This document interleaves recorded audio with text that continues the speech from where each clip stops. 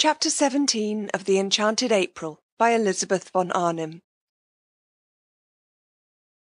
On the first day of the third week, Rose wrote to Frederick. In case she should again hesitate, and not post the letter, she gave it to Domenico to post, for if she did not write now, there would be no time left at all. Half the month at San Salvatore was over. Even if Frederick started directly he got the letter, which of course he wouldn't be able to do, what with packing and passport, besides not being in a hurry to come, he couldn't arrive for 5 days. Having done it, Rose wished she hadn't.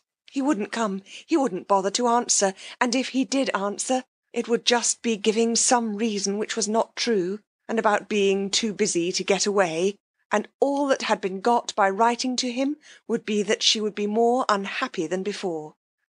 What things one did when one was idle! This resurrection of Frederick, or rather this attempt to resurrect him, what was it but the result of having nothing whatever to do? She wished she had never come away on a holiday. What did she want with holidays? Work was her salvation. Work was the only thing that protected one, that kept one steady and one's values true. At home in Hampstead, absorbed and busy, she had managed to get over Frederick, thinking of him latterly only with the gentle melancholy with which one thinks of someone once loved but long since dead. And now this place, idleness in this soft place, had thrown her back to the wretched state she had climbed so carefully out of years ago. Why, if Frederick did come, she would only bore him.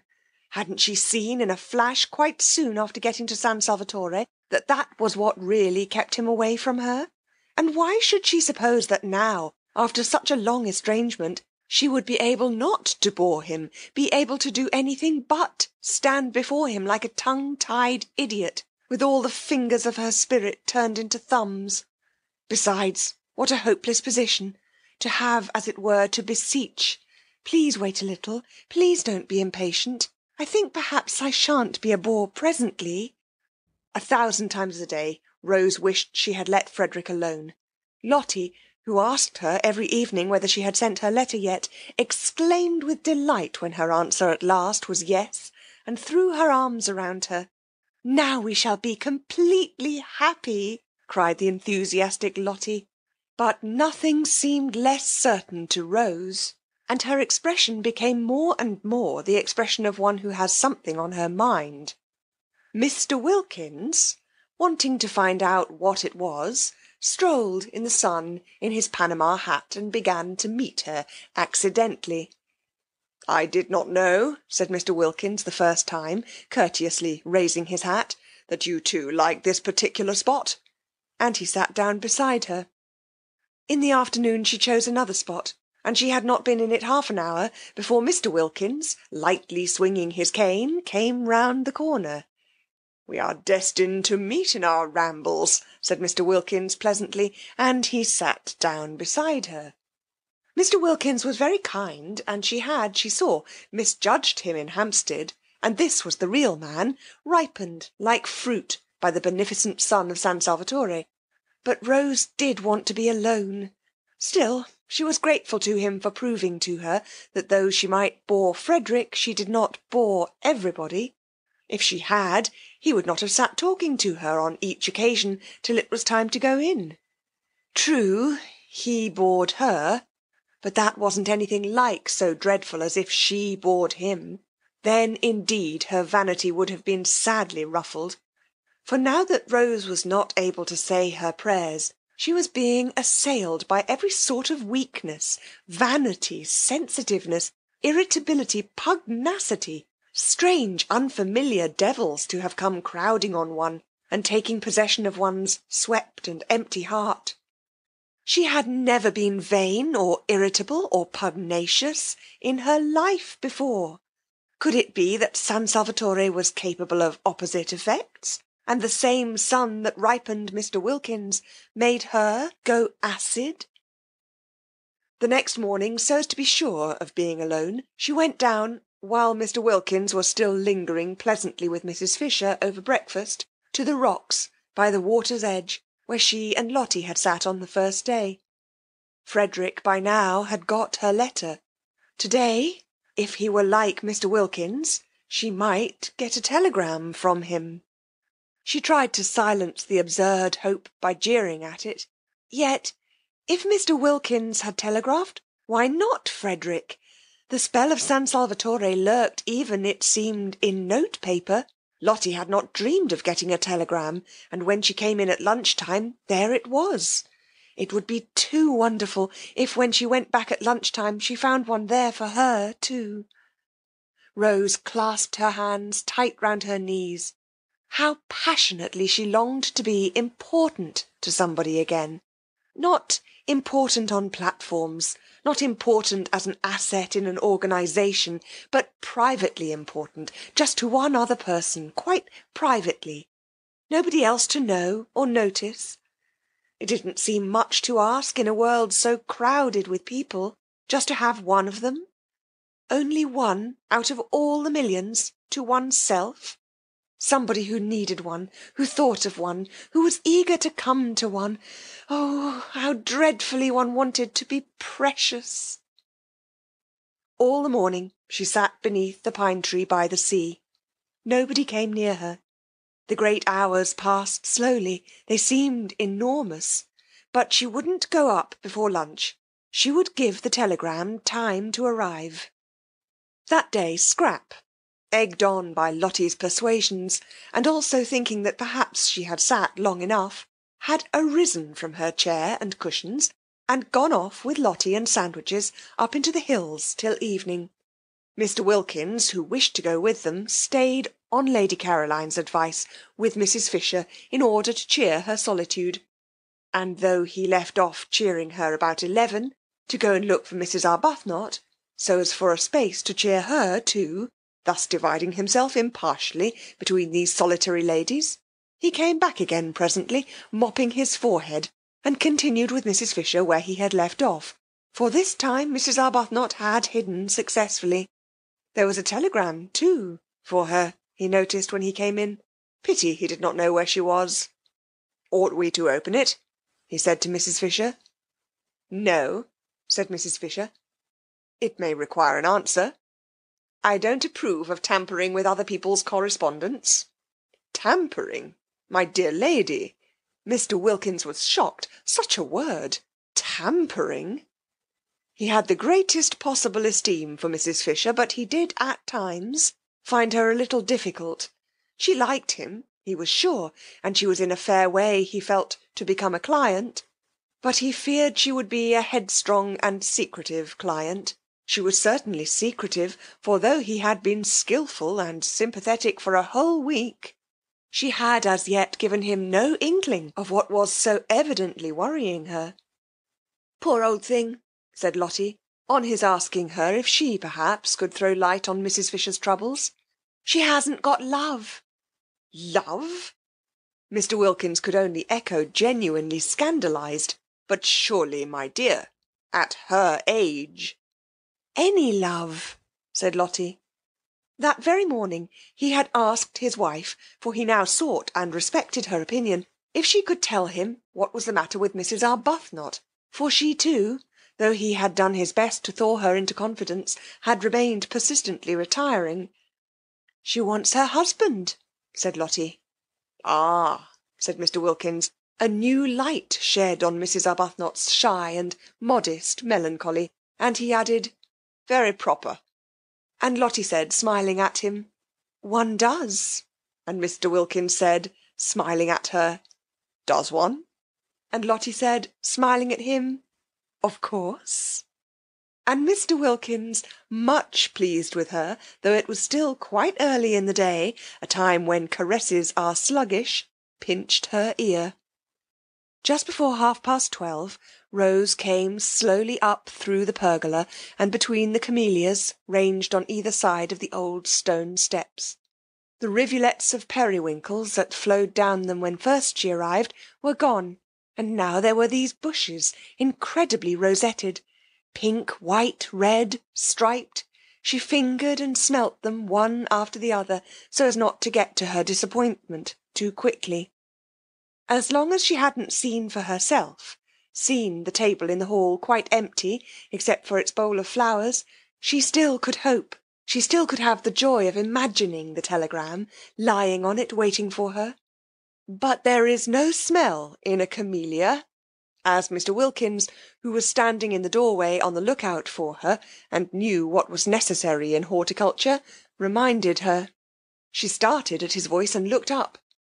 "A telegram has come for you," said Mr. Wilkins. She stared at him, her mouth open. "I searched for you everywhere, but failed—" Of course, she knew it. She had been sure of it all the time. Bright and burning, youth in that instant flashed down again on Rose. She flew up the steps, red as the camellia she had just been fingering, and was in the hall and tearing open the telegram before Mr. Wilkins had finished his sentence. Why, but if things could happen like this, why, but there was no end to... Why, she and Frederick, they were going to be again, at last. "Not bad news, I trust," said Mr. Wilkins, who had followed her, for when she had read the telegram, she stood staring at it, and her face went slowly white. Curious to watch how her face went slowly white. She turned and looked at Mr. Wilkins as if trying to remember him. "Oh, no, on the contrary," she managed to smile. "I'm going to have a visitor," she said, holding out the telegram, and when he had taken it, she walked away towards the dining-room, murmuring something about lunch being ready. Mr. Wilkins read the telegram. It had been sent that morning from Mezzago, and was: "Am passing through on way to Rome. May I pay my respects this afternoon? Thomas Briggs."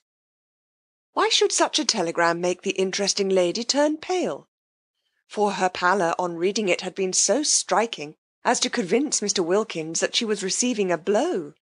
"Who is Thomas Briggs?" he asked, following her into the dining-room. She looked at him vaguely. "Who is—" she repeated, getting her thoughts together again. "Thomas Briggs." "Oh, yes, he is the owner. This is his house. He's very nice. He's coming this afternoon." Thomas Briggs was at that very moment coming. He was jogging along the road between Mezzago and Castagneto in a fly, sincerely hoping that the dark-eyed lady would grasp that all he wanted was to see her, and not at all to see if his house was still there. He felt that an owner of delicacy did not intrude on a tenant, but he had been thinking so much of her since that day. Rose Arbuthnot. Such a pretty name, and such a pretty creature. Mild, milky, mothery in the best sense being that she wasn't his mother, and couldn't have been if she'd tried, for parents were the only things impossible to have younger than oneself. Also, he was passing so near, it seemed absurd not just to look in and see if she were comfortable. He longed to see her in his house. He longed to see it as her background, to see her sitting in his chairs, drinking out of his cups, using all his things. Did she put the big crimson brocade cushion in the drawing-room, behind her little dark head? Her hair and the whiteness of her skin would look lovely against it. Had she seen the portrait of herself on the stairs? He wondered if she liked it. He would explain it to her. If she didn't paint, and she had said nothing to suggest it, she wouldn't perhaps notice how exactly the moulding of the eyebrows and the slight hollow of the cheek.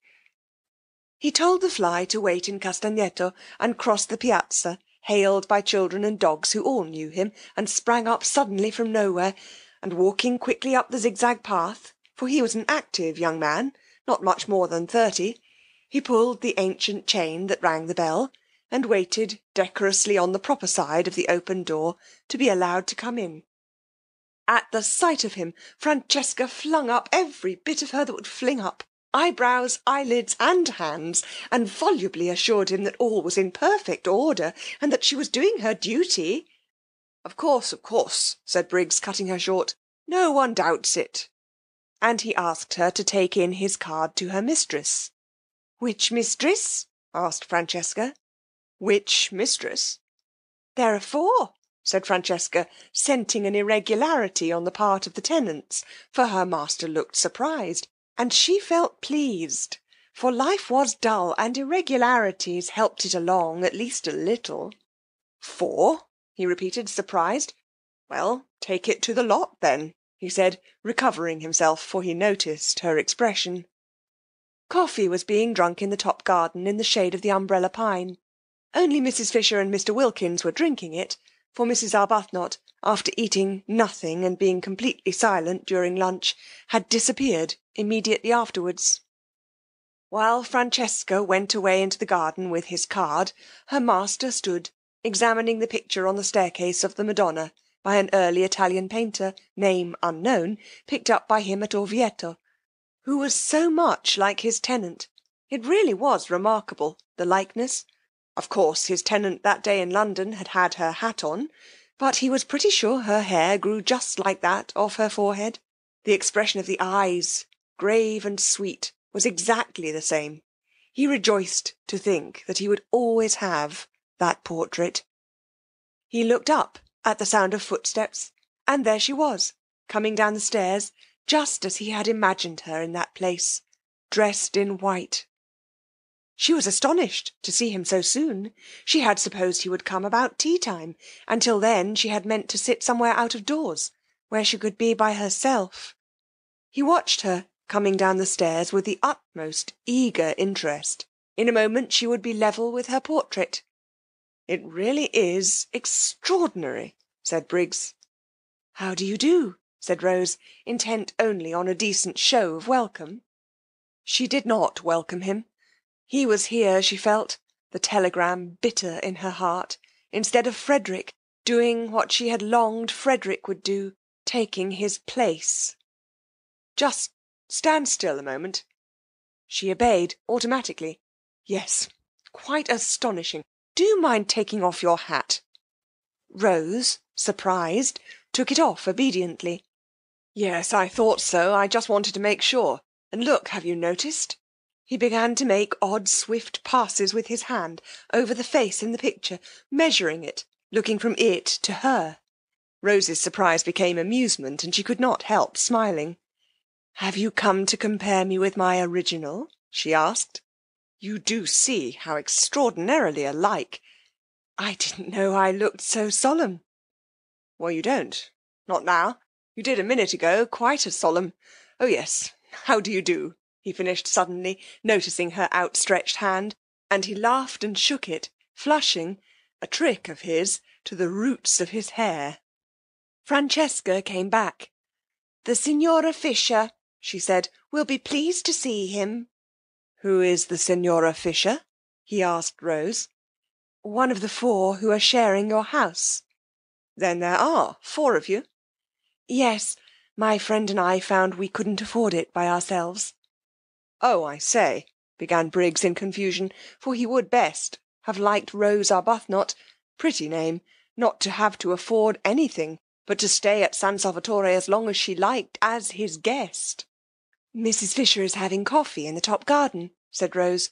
I'll take you to her and introduce you. I don't want to go. You've got your hat on, so you are going for a walk. Mayn't I come too? I'd immensely like being shown round by you. But Mrs. Fisher is waiting for you. Won't she keep? Yes, said Rose, with the smile that had so much attracted him on the first day. I think she will keep quite well till tea. Do you speak Italian? No, said Rose. Why? On that he turned to Francesca and told her at a great rate, for in Italian he was glib, to go back to the Signora in the top garden and tell her he had encountered his old friend, the Signora Arbuthnot, and was going for a walk with her and would present himself to her later. Do you invite me to tea? He asked Rose when Francesca had gone. Of course, it's your house. It isn't. It's yours. Till Monday week, she smiled. Come and show me all the views, he said eagerly, and it was plain, even to the self-depreciatory Rose, that she did not bore Mr. Briggs. End of chapter 17.